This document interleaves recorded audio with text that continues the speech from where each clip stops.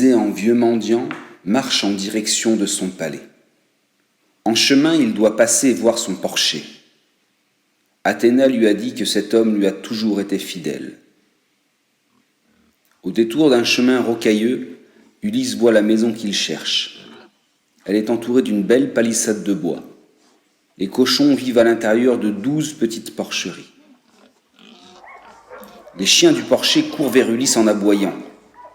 Mais Ulysse s'assoit et jette son bâton afin de montrer son calme et son courage. Le porcher appelle les chiens, puis vient à la rencontre d'Ulysse. Mais comme ce dernier est déguisé, le porcher ne reconnaît pas son roi. Cependant, il l'invite à se joindre à lui pour un repas.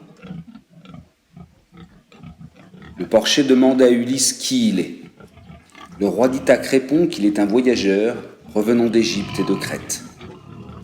Il dit aussi qu'il a combattu à Troie. Puis Ulysse essaie de savoir comment les choses vont à Ithaque.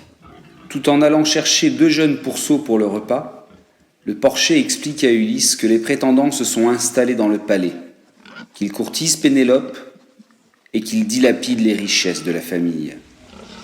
À la fin du repas, il invite celui qu'il prend pour un vieux mendiant à dormir ici, à l'abri. En effet, la pluie s'est mise à tomber. Ulysse est réconforté par le bon accueil qui lui a été réservé. Le porcher salue Ulysse, puis va se coucher non loin de ses bêtes, sous un rocher. De son côté, Athéna va trouver Télémaque. Elle l'invite à se rendre dès le lendemain matin à la maison du fidèle porcher. Aussi, dès le matin, le fils d'Ulysse met ses sandales et va là où la déesse lui a dit d'aller. S'approchant de la maison du porcher, les chiens font bon accueil à ce visiteur qu'ils connaissent bien. Ulysse et le porcher sont en train de préparer leur petit déjeuner. Entendant la personne arriver, Ulysse dit au porcher « Tu dois bien connaître la personne qui vient. Tes chiens l'accueillent gentiment. » Télémaque se tient debout sur le pas de la porte. Le porcher, l'apercevant, bondit et laissant tout sur place, il s'empresse d'aller accueillir son jeune maître, très heureux de le voir. Tous retournent s'asseoir pour partager le repas. Télémaque s'adresse alors au porcher pour lui demander qui est son hôte et d'où vient-il. Le porcher lui répond qu'il s'agit d'un voyageur venant de Crète. Puis il dit à Télémaque « Je te le confie. » Télémaque rétorque immédiatement « Mais tu n'y penses pas. Si cet étranger vient avec moi au palais, il risque de se faire insulter par les prétendants. » Ulysse écoute la discussion, puis d'un ton ferme, il s'adresse à Télémaque en le regardant dans les yeux. « Sûrement tu n'as pas l'intention de laisser continuer le scandale dans ta propre maison, toi qui es de noble naissance. Ah, si je pouvais retrouver ma jeunesse, si j'étais le fils d'Ulysse ou Ulysse lui-même revenu de voyage, je ferais regretter amèrement à ces prétendants toutes les actions qu'ils commettent. » Voyant que la conversation entre les 2 hommes est bien engagée, le porcher décide d'aller faire quelques courses à la ville. Il met ses sandales, salue ses hôtes et part.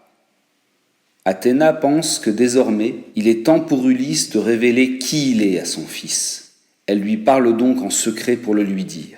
Puis elle le touche à nouveau avec sa baguette d'or afin qu'il retrouve son apparence physique. Ses joues se remplissent, ses muscles se font saillants, ses habits resplendissent. La vue de telles transformations effraie Télémaque. Quel est donc ce dieu qui peut changer ainsi d'apparence ? Ulysse s'adresse alors à son fils en ces mots. « Je ne suis pas un dieu, mais ton propre père. Athéna nous a réunis pour que nous réfléchissions ensemble à la meilleure manière de régler leur compte à nos ennemis. » Télémaque explique à son père que la situation est très difficile et que les prétendants sont nombreux, plus de 100 sûrement. Ils sont jeunes, robustes, les battre sera impossible. Mais Ulysse rappelle à son fils que le soutien d'Athéna leur permettra de réaliser ce qu'ils pensent si difficile. Puis Ulysse d'ajouter « Mais pour le moment, il te faut rentrer à la maison et te mêler aux prétendants, comme de coutume. Je m'y ferai conduire plus tard par notre fidèle porcher, sous mon costume de mendiant.